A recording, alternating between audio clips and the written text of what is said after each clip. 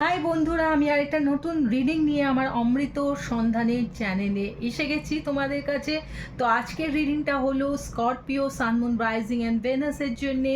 তো স্করপিও বন্ধুরা, এটা স্পেশালি তোমাদের সিঙ্গলসদের জন্যে, যারা জানতে চাও যে তোমাদের লাভ লাইফে কি কি বাধা রয়েছে। তো চলো দেখে নিই তোমাদের লাভ লাইফে কি কি বাধা রয়েছে এই অক্টোবর মাসে। প্রথমটা হলো ভালনারেবল, ফিক্সিং দেম এবং রিট্রিটিং। তো স্করপিও বন্ধুরা, যদি তোমরা সিঙ্গেল থেকে থাকো এবং চাও তোমাদের জীবনে প্রেম আসুক, তাহলে যে তিনটি বিষয় তোমাদের প্রেমের ক্ষেত্রে বাধা দিচ্ছে, যেটাকে ঠিক করতে হবে, সেটা হলো, প্রথমটা হলো ভালনারেবল, নেক্সট ফিক্সিং দেম, তারপর রিট্রিটিং। তো আমি এখানে দেখতে পাচ্ছি স্করপিয়ান বন্ধুরা, যে তুমি তোমার পার্টনারের সঙ্গে কিন্তু ভালনারেবল হচ্ছ না, মানে তাকে টোটালি পুরোপুরিভাবে তার সঙ্গে কথা বলছো না, তোমার মনের কথাটা পুরোপুরি তাকে এক্সপ্রেস করছো না যে তুমি এক্স্যাক্টলি কী চাও। সেই জন্য কি তোমাদের রিলেশনশিপটার মধ্যে কিন্তু অ্যাট্রাকশনের অভাব হচ্ছে, তোমরা বেশি ইন্টিমেট হতে পারছো না, কারণ কোথাও যেন একটা স্পেস থেকে যাচ্ছে, যেহেতু দুজনে দুজনের কাছে ক্লিয়ার হতে পারছো না।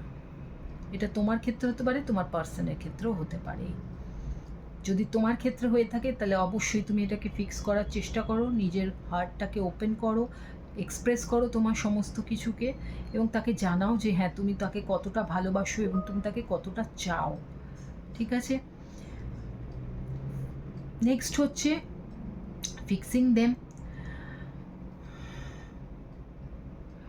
দেখো, আমরা অনেক সময় চেষ্টা করি যে কোনো মানুষ যদি আমাদের মতো না হয়ে থাকে, বা কোনো সম্পর্ক যদি আমাদের মনের মতো না হয়ে থাকে, আমরা চেষ্টা করি সেটাকে ঠিক করার, কিন্তু হয়তো অনেক সময় সেটা ঠিক করা সম্ভব হয় না।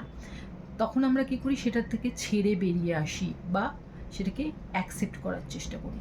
তো ঈশ্বর তোমাকে এটাই গাইডেন্স দিচ্ছে যে তুমি জিনিস যদি এরকম তোমার সঙ্গে হয়ে থাকে, তুমি কোনো রিলেশনশিপ যদি ভেঙে গিয়ে থাকে, তুমি সেটাকে ফিক্স করতে চাইছো অথচ ফিক্স করতে পারছো না, বা চেঞ্জ করতে চাইছো, নয় তুমি ওটাকে তাড়াতাড়ি অ্যাকসেপ্ট করে নাও, আর নয় তুমি ওটাকে ছেড়ে চলে এসো।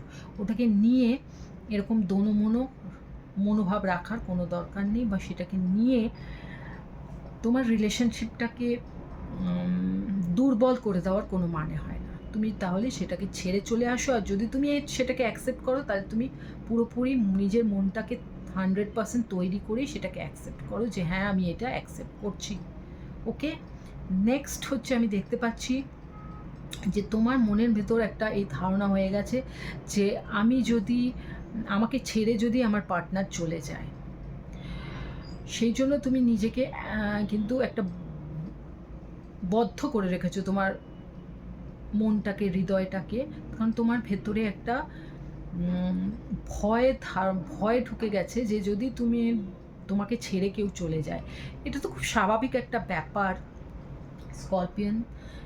জীবনে মানুষ আসবে যাবে, যদি কোনো মানুষের তোমার জীবনে থাকার না হয়, তাহলে এমনিও সে যাবে, অমনিও সে যাবে, তাকে তুমি আটকে রাখতে পারবে না, এরম করেও ফিক্স করতে পারবে না, তাকে ছেড়ে দিতে হবে তোমার জীবনে।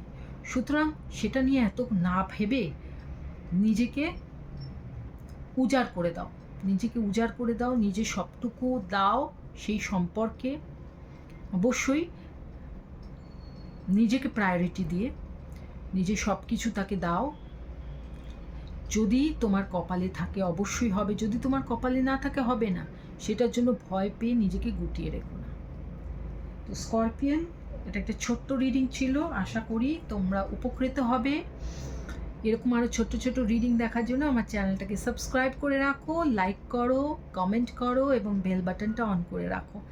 আরেকটা এরকম নতুন রিডিং নিয়ে আমি আসতে চলেছি।